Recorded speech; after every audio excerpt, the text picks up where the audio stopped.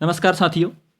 आज की यह वीडियो जो हमारा आने वाला एग्ज़ाम है स्नातक स्तरीय या फिर अन्य भी जो हम आगे एग्ज़ाम आने वाले हैं उनमें क्या रणनीति हो उसके बारे में बात करूंगा। टू द पॉइंट बात करूंगा, कोई खाली बकवास की बात यहाँ पर नहीं की जाएगी। जो मैंने आजमा रखा है उसी को मैं आप तक पहुँचाने का प्रयास करूँगा।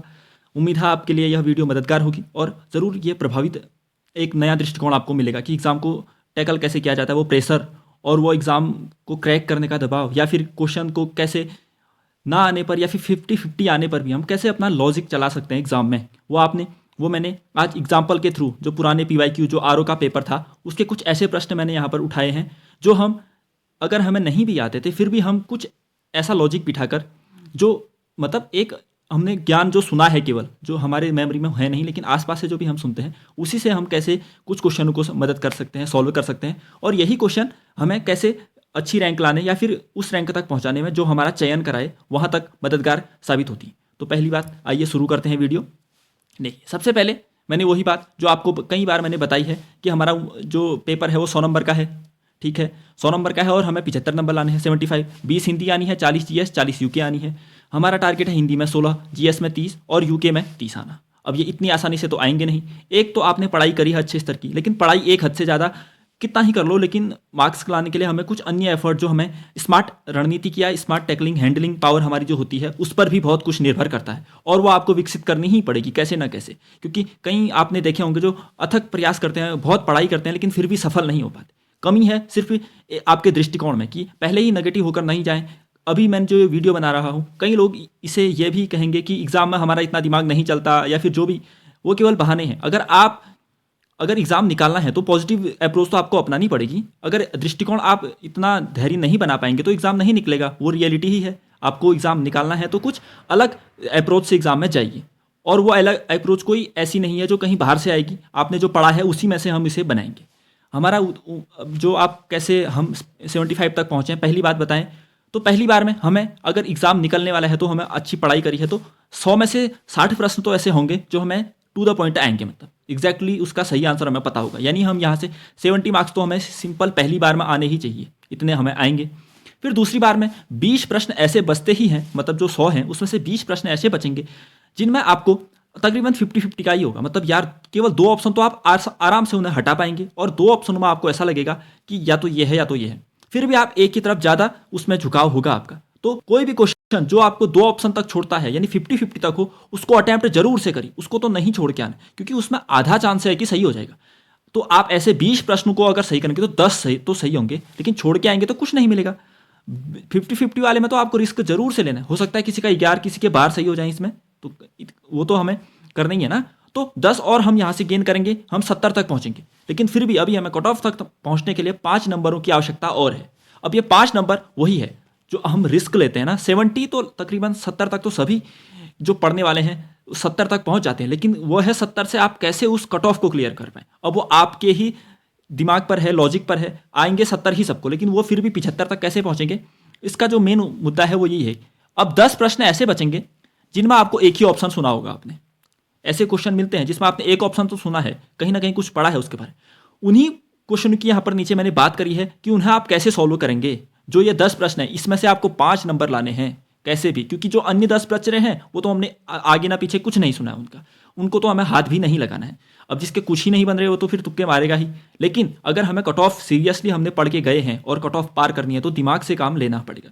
और दिमाग एग्जाम में नहीं चलता ये जो कहता है तो फिर वो एग्जाम ही नहीं निकल पाता। एग्जाम में तो दिमाग का चलना आवश्यक है ना। धैर्य रखें और 2 घंटे पर्याप्त होते हैं 100 क्वेश्चन को हैंडल करने के, बशर्ते आप पहले ही हड़बड़ाहट में न जाएं। पॉजिटिव अप्रोच तो आपको अपनानी ही पड़ेगी। अब देखते हैं कि अब जो उन क्वेश्चनों की मैं बात करता हूं जो ये 5 नंबर हमारे आने हैं ना, जो हमें पार कराएंगे एग्जाम, हमारे क्रैक एग्जाम कराने में यही 5 नंबर हमारे 70 से कुछ 70 भी आ रहे हैं तो हमें 75 जाने के लिए 5 नंबर ही आवश्यक होंगे। अब इन क्वेश्चन को हम कैसे करेंगे। हर एग्जाम में 6 से 7 या जो जिसमें ज़्यादा प्रश्न आ रहे हैं तो तकरीबन 7 से 8 क्वेश्चन ऐसे होते हैं जिन्हें हम अपने लॉजिक के आधार पर या जो भी हमने अन्य ज्ञान लिया है उससे सॉल्व कर सकते हैं। मैंने पिछला जो एग्ज़ाम हुआ था RO का, उसके कुछ ऐसे प्रश्न उठाए हैं जो हम अपने लॉजिक के आधार पर, अगर आपको इसका आंसर नहीं आता है फिर भी हम इन्हें सही करेंगे। कैसे, देखिए इसमें एक क्वेश्चन पूछा गया था कि जो ब्रिक्स है उसमें पूर्णकालिक सदस्य बनने में शामिल कौन नहीं है। अब मान लिया जाए आपने ये नहीं पढ़ा है, लेकिन आपने ब्रिक्स तो नाम सुना है ना, कभी ब्रिक्स नाम तो सुना है, और इन कंट्रीज के बारे में भी सुना है आपने कभी ना। तो ब्रिक्स है क्या? पहली बात, इसका फुल फॉर्म क्या है? पहली बात, ब्राजील है, इसमें रशिया है, इंडिया है, चाइना है और साउथ अफ्रीका है। ब्राजील मैं बता रहा हूं। अब कोई ये मत कहिएगा कि इतना दिमाग नहीं चलता है। आपको एग्जाम में इन 5 क्वेश्चन को करना है तो दिमाग चलाना पड़ेगा। BRICK, ब्राजील है, रशिया है, इंडिया है, चाइना है और ये सभी देश क्या आपने सुने हैं? तो जब हमने ब्रिक्स को पढ़ा था ये क्या था? एक विकासशील संगठन के तौर पर पढ़ते हैं ना। वो अर्थव्यवस्थाएं जो उभर रही हैं, जो उभर रही हैं, विकासशील मार्ग पर हैं। चलो, हमें सिर्फ इतना पता है ब्रिक्स एक विकासशील राष्ट्रों का समूह है। अब देखिए इसमें से, अब ऑप्शनों को देखिए, अर्जेंटीना को देखिए, मिस्र को देखिए और ईरान को देखिए। क्या आपने मिस्र और ईरान को कभी विकसित देश के बारे में, मिस्र और ईरान को कभी आपने विकसित देश सुना क्या? नहीं। ईरान और मिस्र तो कभी विकसित देश नहीं सुने होंगे। जो हम सुपर पावर की बात करते हैं तो इनको तो कभी शामिल नहीं करते ना। इनको तो आप सीधे के सीधे हटा देंगे। मैं कह रहा हूं कैसे करना है एग्जाम में। अब बचे 2 ऑप्शन, एक बचा अर्जेंटीना और एक जापान बचा। अब हमारे पास 2 ही ऑप्शन बचे हैं। 50-50 तक हम आ गए हैं। 2 ऑप्शन तो इजीली एलिमिनेट हो गए। अब इसमें से भी कैसे पकड़ेंगे हम? अर्जेंटीना और जापान। अब कोई हो सकता है कि इससे आगे दिमाग न लगा पाए, तो वो 50-50 यहाँ पर अटेम्प्ट कर सकता है। किसी ना किसी को यहाँ पर आंख बंद करके करो, कैसे भी करो, तुक्का मार लो यहाँ पर 50-50 अगर आप पहुंच रहे हो तो। लेकिन इससे आगे भी अगर आपको जाना है तो हमें तो ये तो एक विकासशील संगठन है। अब आप लॉजिक दिमाग लगाइए कि अर्जेंटीना ज़्यादा विकसित होगा या जापान ज़्यादा विकसित है। हम किसके बारे में ज़्यादा सुनते हैं?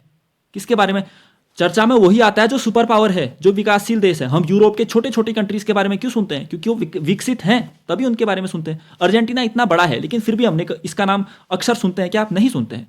तो जापान ज़्यादा विकसित है। तो अब विकसित देशों के लिए तो ये बना ही नहीं है, ये तो विकासशील राष्ट्रों के लिए। इसलिए हम अर्जेंटीना को भी इसमें शामिल किया ही गया होगा। तो जापान इसका आंसर था।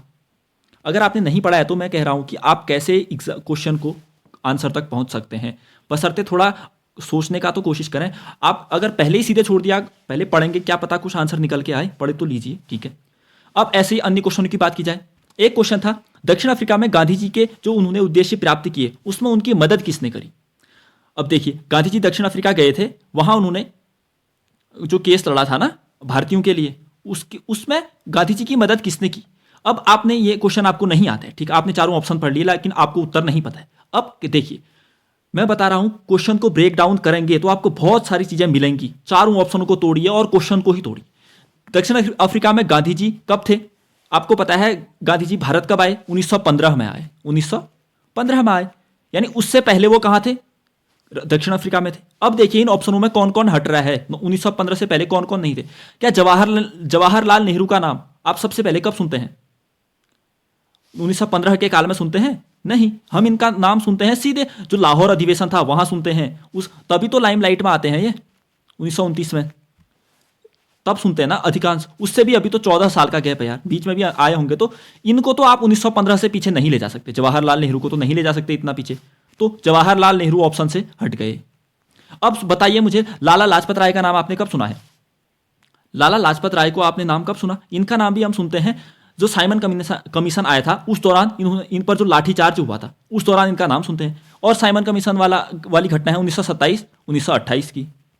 और गांधी जी 1915 से पहले थे साउथ अफ्रीका में। अब इतना गैप आ गया इसी में, तो लाला लाजपत राय को भी आप उतने पीछे नहीं भेजेंगे, तो इसको भी हम ऑप्शन से हटा देंगे। अब ये 2 तो आसानी से हट जा रहे हैं। अब एक नाम आता है अरविंद घोष का, एक नाम आता है गोपाल कृष्ण गोखले का। अब ये 50-50 वाला आ गया। अब कोई इससे आगे दिमाग नहीं लगा पा रहा होगा, तो यहीं पर आपको 50-50 करना ही है, इस क्वेश्चन को टैकल करना ही है। जब आपको 2 ही ऑप्शन बचते हैं तो आंख बंद करिए, किसी को लगा दीजिए। अब लेकिन इससे आगे भी आप जा सकते हैं। गोपाल कृष्ण गोखले का आपने नाम सुना, हम सुनते हैं महात्मा गांधी जी के राजनीतिक गुरु थे। और अरविंद घोष के बारे में मान लीजिए आपको कुछ पता नहीं चल रहा है, ठीक है। अब किसको लगाओगे आप अपने दिमाग पर जोर डालिए, किसको जो लगाओगे? अरविंद घोष का आपने कभी नाम नहीं सुना है, और गांधी जी को हम पढ़ते हैं कि गांधी जी के जो गुरु हैं वो गोपाल कृष्ण गोखले हैं, तो गोखले की तरफ ही जाओगे ना, क्योंकि क्या पता साउथ अफ्रीका में ही गए हों, गोखले जी ने कुछ कह दिया हो, कुछ सिखा दिया हो तो गुरु बन गए हों, तो इसलिए हम इसकी तरफ जाएंगे। अब ये गोपाल कृष्ण गोखले यहां पर सही हो जाएगा। अन्य ऐसे ही क्वेश्चनों की बात करते हैं। आपको मैं एग्जाम्पल के साथ दिखाऊंगा कि कैसे धैर्य दिमाग से आप क्वेश्चन को सही कर सकते हैं। चोल राज्य का संस्थापक जो विजयालय था, ये किसका सामंत था? ये किस राज्य का सामंत था? चोल राज्य का मतलब चोल राजवंश किस वंश के सामंत थे, ये कह रहा है क्वेश्चन। अब देखिए, आपने कभी भी पढ़ा होगा चोल को, तो हम चोल को अकेले चोल चेर पांड्य कहते हैं, हम चोल चेर पांड्य तो कहते हैं ना, चोल चेर पांड्य, ये 3 नाम हमें अक्सर साथ में सुनने को मिलते हैं, चोल चेर और पांड्य। अब जिसने बिल्कुल ही नहीं पढ़ा है उसको तो बिल्कुल समझ नहीं आएगा, लेकिन जिसने थोड़ा भी पढ़ा है हिस्ट्री को, कभी नाम सुना है, तो चोल चेर पांड्य को हम साथ में पढ़ते हैं ना। अब चोल चेर पांड्य अगर साथ में है तो चोल, तो इन दोनों का सामंत तो यह हो नहीं सकता, क्योंकि ये सब तो साथ में है। तो चेर और पांड्यों को तो हम सीधे एलिमिनेट कर देंगे, जो चेर और पांड्य को हमने सीधे हटा दिया। अब इन ये तो ऑप्शन में हमारे रहे नहीं। अब फिर से 50-50 में आ गए हम राष्ट्रकूट और पल्लवाज में, राष्ट्रकूट और पल्लवाज में। अब इससे आगे दिमाग लगाना कठिन ही है। यहां पर पल्लवों को, अब इसका आंसर तो पल्लव है, लेकिन एग्जैक्टली पल्लव को ढूंढ पाना यहां पर, अब जिसने एग्जैक्ट पढ़ा है उसको तो आएगा, जिसने नहीं पढ़ा है तो ये 2 ऑप्शन तो हटा लो। अब 50-50 कर लो, या तो आंख बंद करो, राष्ट्रकूट लगाओ या पल्लवास लगाओ, 50-50 तो करना है। समझ में आया कैसे करना है? और देखिए ऐसे ही और क्वेश्चन है जो बिल्कुल ना आने पर भी हम थोड़ा लॉजिक से सही कर सकते। अब एक दलीय प्रभुत्व व्यवस्था का काल क्या है? मतलब भारत की जो राजनीतिक व्यवस्था है ना, इसमें एक दलीय प्रभुत्व, यानी दल कहाँ होते हैं? चुनाव में होते हैं। चुनाव यानी जो सरकारें बनती हैं, तो एक ही सरकार का प्रभुत्व था। किस काल में था वो? अब आप सोचिए किस काल में होगा। अब देखिए, एक मतलब जब लगातार एक ही सरकार बन रही हो। अब इन कालों में अगर देखें तो ये पहला काल है जो वो है जवाहरलाल नेहरू का है ना। 3 बार हम देखते हैं ये प्रधानमंत्री बनते हैं लगातार, 47, 51 में बनते हैं, फिर 56 में बनते हैं, फिर जो 61 में चुनाव होते हैं उसमें बनते हैं, 52 में, फिर 57 में, फिर 61 में, जो 62 में जो चुनाव होते हैं, 61 जो भी होते हैं उसमें ये लगातार 3 बार यही बनते हैं। अब 67 से 71 ये तो क्यों? अब ये काल देखिए, ये काल है 20 वर्षों का, ये काल है मात्र 4 वर्ष का, ये काल है मात्र 2 वर्ष का, ये काल है मात्र 5 वर्ष का। तो सबसे लंबा एक दलीय प्रभुत्व व्यवस्था किसमें है? 20 साल वालों में तो है। इस काल में तो सबसे अधिक शासन। अब 4 साल में मान लिया जाए कोई भी गवर्नमेंट आई हो तो वो तो 4 ही साल रही। कांग्रेस ही पिछली बार देखिए 10 साल रह गई थी, उसको हम यहां पर काउंट, एक दलीय मतलब लगातार जब एक ही गवर्नमेंट की सरकार बन रही है। तो इसमें तो सीधे ऑप्शन से ही आपको पता चल जाना चाहिए था कि पहला ऑप्शन इसमें है। लेकिन पहली बात आप सोचने का प्रयास, अब वहां पे जाके ही आपको तुक्का लगाने का पहले से ही सोचा है तो फिर तो आप क्वेश्चन को समझने, तोड़ने, ब्रेक करने, ये सब तो क्या ही करेंगे। पहले क्वेश्चन को ब्रेक करने का प्रयास करना है। एक और क्वेश्चन था यहां पर जो आसानी से सही किया जा सकता था मेरे लिहाज से। एक पुस्तक दी थी, the Indian constitution corner stone of a nation, ये एक पुस्तक का नाम था और 4 ऑप्शन दिए थे, ग्रेनविल ऑस्टिन, प्रभु चावला, सुशांत रुडोल्फ, MP। अब आप एग्जाम पेपर को देखते हैं, तैयारी कर रहे हैं, तो आपने सुना होगा कॉन्स्टिट्यूशन में ऑस्टिन जो नाम है वो लगातार चर्चा में रहता है कि ऑस्टिन ने ये कह दिया, ऑस्टिन ने भारत कॉन्स्टिट्यूशन पे ये कहा था, या ऑस्टिन ने ऐसा कहा था। तो ऑस्टिन नाम हमारे दिमाग में है, ऑस्टिन तो सुना ही है। मैं वो कह रहा हूं जिसमें हमें केवल एक ऑप्शन पता है, जो मैंने कहा था ना, जो 10 नंबर है, जिसमें हमें केवल ऐसे क्वेश्चन 10 हैं जिनमें हमें केवल एक ऑप्शन पता है, अन्य कुछ का नाम नहीं सुना है हमने। अब इन तीनों का नाम तो मैंने कहीं नहीं सुना था, प्रभु चावला, सुशांत रुडोल्फ, MP सिंह। अब साइकोलॉजिकली आपका दिमाग क्या कहेगा? इसके साथ चला जाऊं कहेगा ना, क्योंकि कॉन्स्टिट्यूशन में इसने टिप्पणियां भी कर रखी हैं। तो मैं इसके साथ चला गया था, जब मैंने क्वेश्चन किया तो मैंने ये लगा लिया था, तो ये मेरा क्या हो गया था? सही हो गया था। तो ऐसे क्वेश्चन भी होते हैं जिसमें रिस्क लेना पड़ता है, लेकिन ऐसे नहीं करना, आंख बंद करके नहीं करना है, थोड़ा दिमाग तो होना चाहिए उसके पीछे। आंख बंद करके करोगे तो फिर तो प्योरली तुक्का है ना। ये मैंने जो भी क्वेश्चन किए तुक्के नहीं थे, मैंने अपने पुराने ज्ञान के आधार पर ये सभी क्वेश्चन को हल किया था। तो आपको भी ऐसा करना है। अब धैर्य वही है, एग्जाम में कौन कितना धैर्य दिखा पाता है और कौन कितना सॉफ्टली उसको हैंडल करेगा। जो जितनी आसानी से करेगा उसका एग्जाम क्रैक होगा, जो हड़बड़ी दिखाएगा उसको नुकसान ही होगा। इसलिए सबसे मेन है कि आप ध्यान रखें। अब पढ़ाई कर रखी है तो एग्जाम होना तो है ही ना, अगर पढ़ा नहीं है तो फिर तो अलग बात है, लेकिन पढ़ाई करी है तो एग्जाम में आप अच्छा करेंगे। आपको खुद पर भरोसा भी होना ही चाहिए, क्योंकि आप सरकारी पद पर जाएंगे तो एक जिम्मेदार पद संभालेंगे, तो इतना भरोसा तो आपको खुद पर होना चाहिए ना कि मैं एग्जाम निकालूंगा। होना चाहिए कि नहीं होना चाहिए? होना चाहिए। तो ठीक है, आज की वीडियो अगर आपको अच्छी लगी तो ज़रूर से आप कमेंट करिए और लाइक करिए। ठीक है, अब मिलते हैं अगली किसी वीडियो में, तब तक के लिए धन्यवाद, नमस्कार।